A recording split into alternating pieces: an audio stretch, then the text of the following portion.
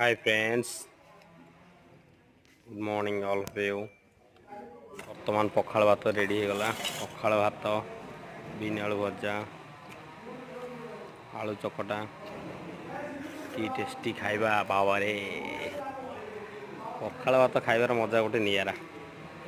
ଗାଁରେ ଆସି ପଖାଳ ଖାଇବା ଯେତେ ବି ବାହାରେ ଖାଅ, ସଜନା ଛୁଇଁ ଭଜା ଓଃ ବେସର ଯେଉଁ ଚାଟି ଖାଇବ ଯେଉଁ ମଜା, ବାହାର ତୁମେ ଯେତେ ଖାଇଲେ ମନ ବୁଝିବନି। କୁହ କେହି ଡାକନି, ଡାକିଲେ ବି ଶୁଣି ହେବନି। ବର୍ତ୍ତମାନ ଖାଇବା ଚାଲିଛି, ଖାଇବାଟା ମୂଳ।